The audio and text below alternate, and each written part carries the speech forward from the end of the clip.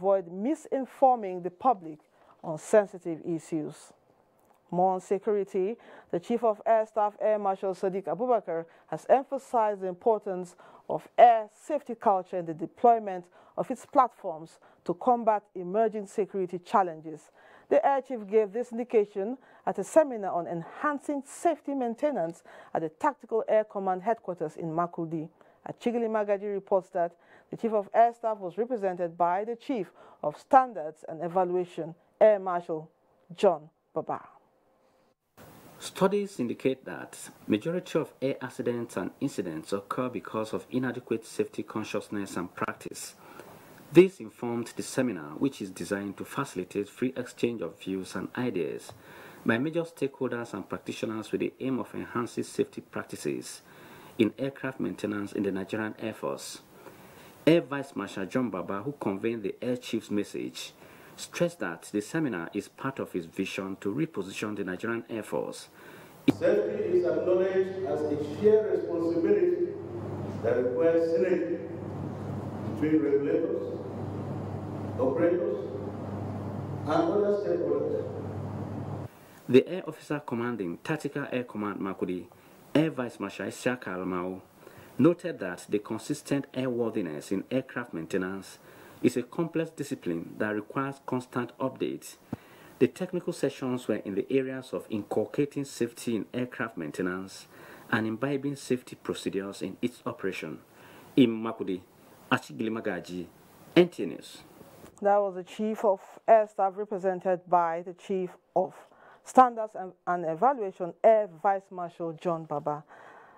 More on security, the Federal Airports Authority of Nigeria has reopened the runway of the Nnamdi Azikiwe International Airport, Abuja, after a Gulfstream 4 aircraft overshot the runway while landing at about 8 p.m. yesterday. The aircraft got stuck on the end safety area, which led to the partial closure of the runway. The General Manager Corporate Affairs, FAN, Yakubu Henrietta, assures airlines and passengers that the airport is safe for normal operations. And now to agriculture. Agriculture is a matter of national and food security. It is in this regard that the House Committee on Agriculture and Production Services put together a capacity development training for officials of federal and state ministries of agriculture. National Assembly correspondent Lami Ali has more. The training with the theme, Repositioning Agriculture as an Alternative Source of Revenue Generation for Financial Buoyancy and Economic Independence in Nigeria, provided a platform to bring participants up to speed on the state of the nation as a major player in global economy. In 2016 alone, the demand for rice was around 5.2 million tons. But Nigeria was able to meet the demand for 2.3 million tons of rice, which were imported in 2016. Chairman House Committee on Agriculture and Production Services, Representative Tahir Mungunu, said the commitment so far portrayed by the President Muhammadu Buhari administration to expand agribusiness in Nigeria through various interventions require effective legislation that would make the sector more vibrant to cope with global demand. There is a paradigm shift of viewing agriculture purely from a developmental perspective to a perspective where agriculture is fairly viewed as a business so that it will generate a source of living, particularly for our teeming unemployed youths. The First Republic depended on agriculture, and they did well. Nobody was singing corruption, corruption. Matters brought under close examination as challenges of the sector today relate to access to land, fertilizer and loans, among other inputs, all of which are essential to achieve maximum outputs and benefits. Participants at this workshop were in agreement that improving agricultural value chain from the point of research to production, processing and marketing will enhance the economic value of the sector. From the National Assembly, Lami Ali, NTA News. Thanks, Lami. Now, personnel of various ministries, departments and agencies, as well as the private sector, converged on Abuja to synergize on how to actualize the Sustainable Development Goals, not forgetting the African Union Agenda 2063. Chukunonso Nwabweze reports. With the United Nations 2015 report on Millennium Development Goals, MDGs, acknowledging an uneven achievements and shortfalls in many areas of the 8th Goal Agenda, the 17 Sustainable Development Goals, SDGs Agenda 2030, which includes poverty eradication, gender equality, quality education, amongst others, as well as the 7 aspirations and 20 goals of the African Union Agenda 2063, are all post-2015 development agenda, which targets to fill in the gaps in the MDGs. However, to ensure that Nigeria is not found wanting in the realization of these current agendas, these participants, drawn from different ministries, departments, and agencies, as well as the private sector, are brainstorming in Abuja on better ways of implementing the UN SDGs Agenda 2030 and the AU Agenda 2063 in the country. By collaboration with the MDAs that we're here, we get to know each other's mandates and we get to know where we can identify our gaps so that the government will know. So what we, the MBA, are here to do is to provide advocacy and direction and publicity for this matter. This workshop is a welcome development because it's going to focus on two areas of interest to us. One is the protection of children's rights, and the second is the overarching rights-based approach to the implementation of the SDGs. But how far has Nigeria fared in actualizing the goals? The present administration has a plan, and the plan is ERGP. So they have said the plan, they have added by ease of doing business, executive order. All these are given to ensure that Agenda 2063 is being implemented and achieved in Nigeria. The National Human Rights Commission, as a national human rights institution, has the mandate to promote and facilitate the implementation of all human rights instruments that Nigeria is a party to. The two-day workshop is at the instance of the National Human Rights Commission. Chukunonso Nwabweze, NTA News. NIMASA partners NTA on maritime development. This and other stories as we join Lagos for details. Over to you, Dotun. Thank you, Lydia, and welcome to Lagos. Lagos State Governor Akinwumi Ambode has assured residents that the state government will continue to support all voluntary youth and non-governmental organizations whose programs tend towards youth development and helping humanity. The governor gave the assurance during his investiture as the patron of the Lagos State Scout Council in Alausa, Ikeja. Nosa Usula reports.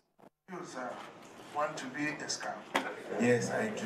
My honor will be kept through my duties to God and my country, Nigeria.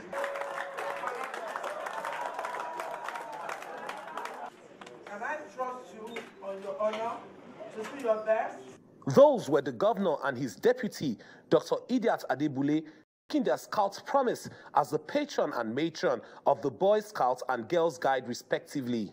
According to Governor Ambode, voluntary organizations like the Scouts Association, comprising the Boy Scouts, Girls Guide, Boys and Girls Brigade, Sheriff Guard, Red Cross and others whose programs promote unity and peaceful coexistence are critical to the survival, growth and development of the country. I urge you to stay true to your highly encouraging vision statement, which says that by 2023, Scouting will be the world's leading educational youth movement, enabling 100 million young people to be active citizens. You should be disciplined, you should have tolerance, you should be dedicated to your country, and you should do the best that you can do to ensure that the people, your neighbors, everybody around you, that they are happy.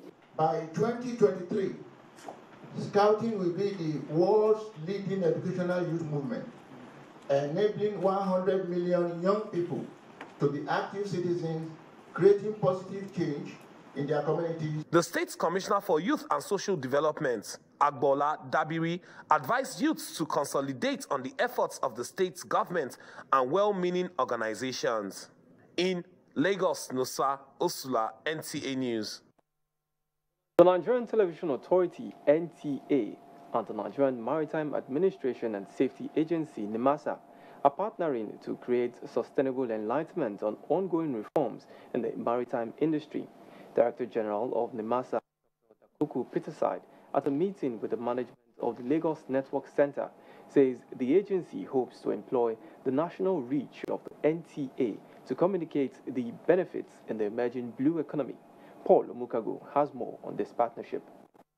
The Nigerian Maritime Administration and Safety Agency, NIMASA, is working assiduously to reform the maritime sector and optimize the economic benefits. With Africa reputed to be the world's biggest untapped maritime market, the need to highlight these opportunities and recent initiatives to position the sector properly has become imperative. The visit of the NTA Lagos Network Center to NIMASA is therefore to explore a partnership that can promote the nation's maritime industry. The management, led by the Zonal Director, Pius Oje, presented a number of proposals to the agency to enable Nigerians get to hear and appreciate current development in the maritime sector. We would like to have a relationship with you in terms of collaboration. We want to have quarterly documentaries with NIMASA. We have to get NIMASA have a weekly program on NTA network. No matter what you're doing really, there's no effective communication, you don't achieve much. So what we've done actually is going to come up with a couple of, what might be some kind of strategies based upon what essentially is our own knowledge and capacities and competencies. Director General of NIMASA, Dakuku Peterside, alluded to NTA being a national brand with national reach. We're a service organization. Ours is regulatory. In regulation, the ultimate beneficiary of regulation is the people. And so the people will not appreciate what you're doing if they don't know what you're doing. The partnership between the NTA and NIMASA is expected to create more awareness on happenings in the maritime sector. In Lagos, Paul Omukago, NTA News. Nigerians have been advised not to combine traditional and orthodox medicine to avoid complications that could lead to death. The guest speaker at the annual African Traditional Medicine Day celebration, Reverend Father Anselm Adodo, stated this in Lagos. Imoleayo Togede has details. The theme for this year's Department of Pharmacognosy African Traditional Medicine Day is effective and safe use of herbs. The event, which is aimed at creating awareness for African herbal medicine, is also to promote the well-being of the users. The guest speaker, Reverend Father Anselm Adodo, stated that lack of standardization and safety, as well as lack of scientific proof of herbs' efficacy, are the major criticisms the herbal medicine is facing. We are focusing on using herbal medicine as drug, and that has to be regulated and well documented.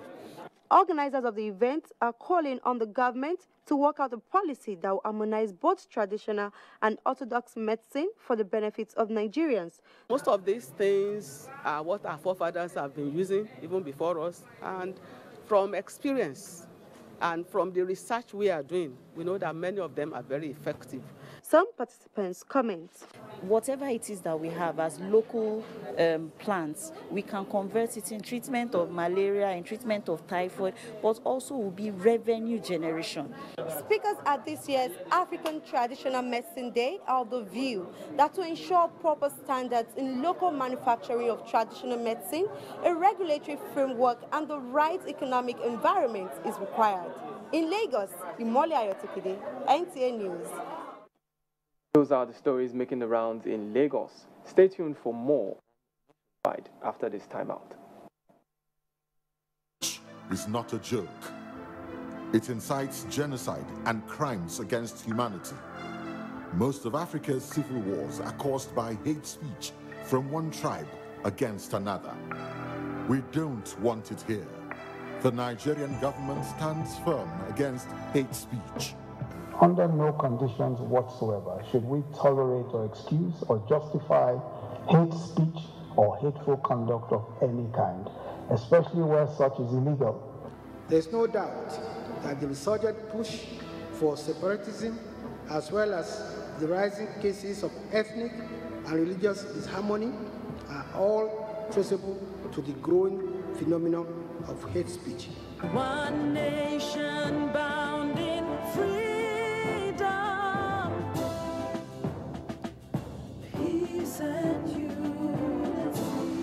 Nigeria, one nation, one people. This is a public service announcement brought to you by NTA. For years, the NTA has been promoting science, technology, arts and crafts under the tagged name National Children's Expo. We are set with another edition as we gather children around Nigeria, junior category ages 6 to 12 and senior category ages 13 to 18. The theme for Expo 2018, achieving self-sufficiency in agriculture, meeting the challenges of security and exposition of alternative energy as pathways to national development. Date, October 21st to 25th, 2018. Venue, NTA Headquarters Arena, Area 11, Garki, Abuja. We are set to celebrate the best of innovation across the country. For more information, please call the following numbers. NTA ETV, promoting learning. This Elijah community has so many problems, and at the top of that challenge is water.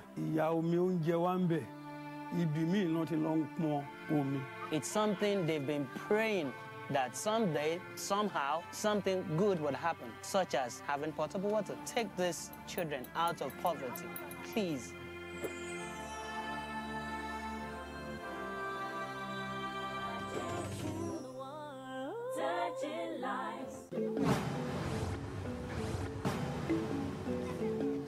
When it comes to 30,000 naira, 30,000 naira to somebody is a million naira.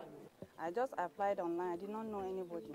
I'm under carpenting. I was given saw, bar, tenant saw, hammer. Federal government is able to mobilize me by giving me one iPad to aid me in carrying out my exercise. So the money that was given to me, I was able to establish some little farm, and this building we are standing on. I also have a goat that I train. But with the exception of the Empower, I've been able to do some little contribution that have actually helped me to put the money together and been able to service people. My thanks goes to the President, President Muhammadu Buhari, for this thing that he has done for the youth of Nigeria. So we are grateful.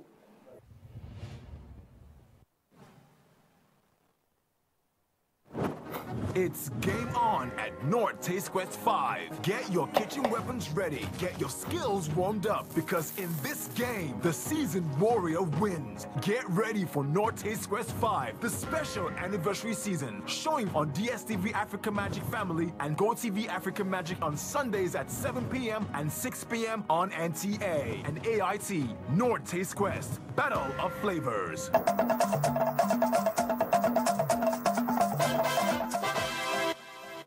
Thanks for being there. Anambra State Governor Willie Obiano has inaugurated 3 new members of the State's Judicial Service Commission. Uchenna Nwokoye reports that the new members replace 3 others whose tenure have expired.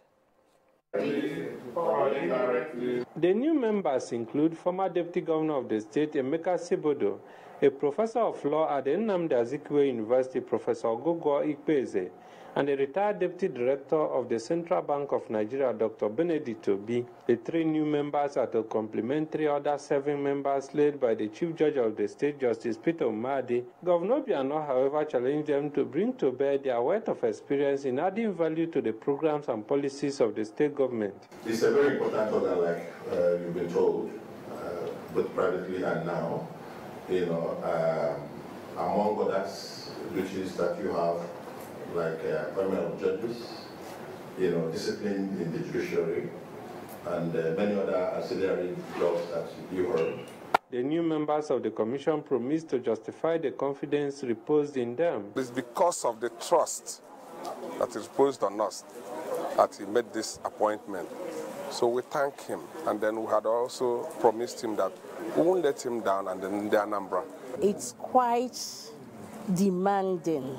So one needs special grace of God to be able to discharge all the duties. Judicial Service Commission is empowered by the Constitution to nominate for appointment or recommend for removal of judicial officers. They are seized with the responsibility of looking into the affairs of the judiciary. I just want to advise them to be honest with it to be committed to it, to be dedicated to their duty. From the Governor's Lodge, Amobia, Uchenna Nwekoyo, NTA News. And now to financial matters. Financial experts at the Conference on Illicit Financial Flow are asserting the need for collaboration among African countries in combating illicit financial flow and asset recovery. Basi Itaikpang tells us more. Conference focused on the policy measures, tools and strategies to effectively tackle illicit financial flows and strengthen asset recovery as recommended by the African Union. Recovery itself, there is some enthusiasm of the foreign country, especially advanced countries, to recover. But they recover and keep within their own system rather than return to the country of origin. We need to join up and work more, continue to work more collectively, as certainly my former government, the UK government, and others have done over a number of years to work with their Nigerian counterparts and others to help continue on this long journey of getting assets back to the country from where they were stolen from. Participants were of the opinion that transition and developing economies are most susceptible to illicit financial flows and stressed the need for countries to extend scrutiny to all phases of the chain to curb such. National leaders in Nigeria as well as other African countries as to different components of illicit financial flow. We've learned a lot in how Nigeria is managing how it is managing to recover from all the money which is going to the Western countries, and from that we are also benefiting, and we'll take this to our country. And also the conference therefore underlines the need to harness the full potential of existing policy frameworks as transformative instruments for economic growth and poverty reduction. Basi Taipang, NTA News. Meanwhile, financial experts have advised the Nigerian banking sector to look for better windows for profit-making and stop excessive and frequent exploitation of customers in the name of service charge. This was submission of guests on NTA's Current Affairs program, Good Morning Nigeria. Serafina Okon has more. Though banks are in business for profits making, however, the frequent bank charges in Nigeria, guests on the program said, is outrageous and exploitative, as it ranges from SMS alerts, ATM card maintenance charges, transfers, account statements, and many more undisclosed charges. The Central Bank of Nigeria has a banking supervision department. We need to understand to what extent the CBN monitors the strict compliance to this banker's tariff. The other thing I also want to point out is that if you look at practices in places like UK and the United States of America, at some point in the 70s and 80s, the issues of charges had to be withdrawn because competition made them withdraw it. Shuaibu Idris, former banker and financial analyst, and Obadiah Melafia, former deputy governor of Central Bank of Nigeria, said there is need to create awareness and share knowledge on how to detect and reduce bank charges. Technology should and must be a basis for which charges, bank charges should come down, but instead what we are witnessing in Nigeria is technology is giving these banks even the opportunity to even charge more. It's a generalized collapse of our moral and ethical framework. So that is a major problem. For me, the punishment is not enough. Look, I've known people in business that have been bankrupted by their banks. They, however, advise banks to focus on pragmatic ideas that promote higher level of professional conduct in service delivery by way of encouraging small and medium-scale enterprises. Obina Urakpa, former banker, appealed to institutions concerned to adhere with the financial guidelines while asking regulatory agencies like the Central Bank of Nigeria and NGIC to sanction banks involved in sharp practices. Serafina Okon, NTA News. On the environment. Residents of a community in Ijebu-Ode, local government area of Ogun State, are living in fear while the community is becoming deserted over the effect of gully erosion eating deep into the area. Yemi Dalemo captures the pain of the residents. Is a peaceful community in Djibouti now being threatened by about 100 feet gully, which started like a 2 feet wide waterway.